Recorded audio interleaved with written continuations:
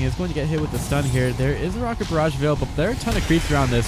Soul Rip comes through, Wisp in a ton of trouble, but the Undying very low. Does he get killed off here? Uses the Fairy Fire to try to stay alive. Meanwhile, the Faceless Void actually does die on the top lane. Undying kills himself off to the neutrals. So a couple of kills. It's really mana intensive, but they could win this trial lane off the back of 2 or 3 decays. And also with the oh no, Greedy in trouble at mid. He's gonna get silenced and uses the Starfall, dodged by Puck. Wouldn't have been enough damage to kill him anyway, but the Mirana is going to end up dying. So, take care of him. Another Rocket Barrage available right now, doing some good damage to the Undying, who needs to stay alive. His next decay is up in 5 seconds, but the Lion has joined the fray right now. There's going to be a missile coming in from the Gyrocopter, and Undying is very low. He'll probably pop to this. Does have a Fairy Fire available, but you know, the Gyrocopter's been investing a couple of levels into the missile, and it actually kills him there. Lion also ends up dying to this. Maybe King Tekka finds a couple of kills, which would be extremely beneficial for him. Getting slowed down by the tether, can't really go too much further into this. He's going to try to go for the Wisp. He's got to get those big melee range hits, and which he's got another stun to come on if he can kite around, so that's what he's looking for right now. He's looking for it there. He will have the actually hits that level 3 stun to kill off the Wisp. And now the Undying makes his way back into this one, forcing the Ogre away from the lane.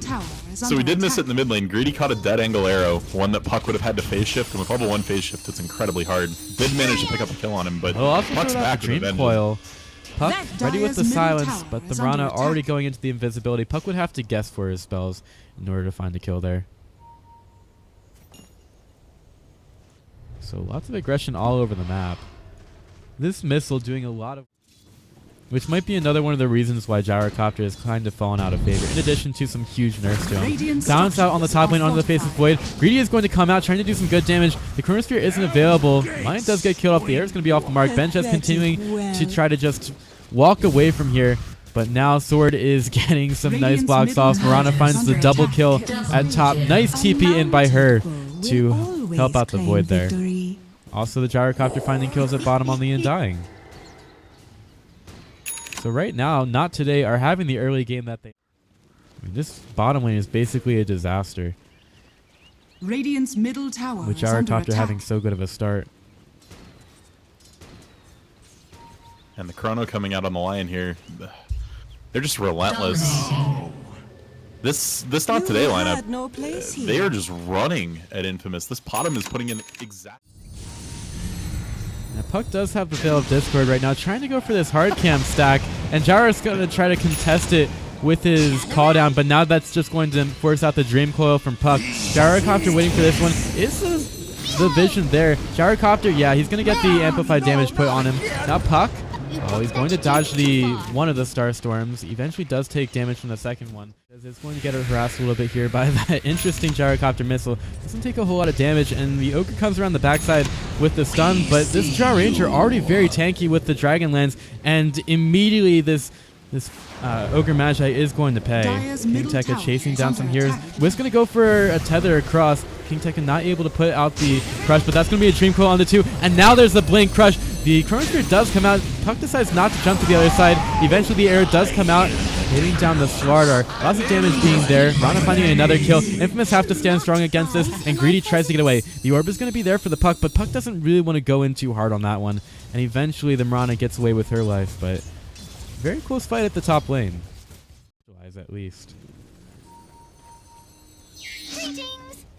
Puck goes forward at mid. Again, he does see a couple of heroes there. He's going to get a Dream Coil off onto a few. Lion just wants to get a Wisp kill, and they will. Blink in from King Tekka. They'll also find the Gyrocopter, and this is exactly what we were talking about. Infamous, they use these items so well. They get the pickoffs that they need.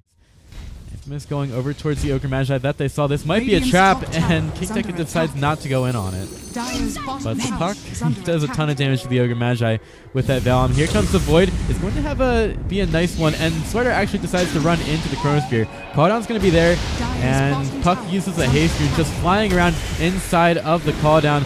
Slardar gets a nice crush onto a few, and the arrow actually does hit onto the Undying. Benchess just sitting on the back lines though, putting out some huge damage with his frost arrows, and he'll take down most of these heroes. Sword is now stuck inside the trees, and King Tekka, he's got the vision, he's got the crush, and he's got the Void down. And The relocate is going to come back as well. This IO not able to TP out. We've seen a couple of players just be so good with their TPs out on Wisp, but this is not in the face. But this tier 3 tower, it can't really withstand too much. Well, the air is going to come through. Doesn't hit on anything. Benjes standing strong with the Aegis, and they'll go right for Mirana. She can't afford to die here. Puck just takes her right down. Chronosphere available. Gonna hit on the 2. Maybe the Benjes gets killed, but he's still got an Aegis. Calldown's gonna be there inside the Chronosphere, but it's really hardly doing any damage. And Benjes, he's just gonna keep trying to hit the tower. Might even get killed off by it because he's not resetting the aggro. But the Void is dead. Mirana, no buyback for another 35 seconds. And Benjes, he just respawns right away thanks to the Aegis. And that will be game number 1 going to Infamous. It was... That was like an insect when Murata walked up to the drow. She just like casually flung the gust and I'm just like, back up, go away. And she just falls over. Wow, what a thrashing.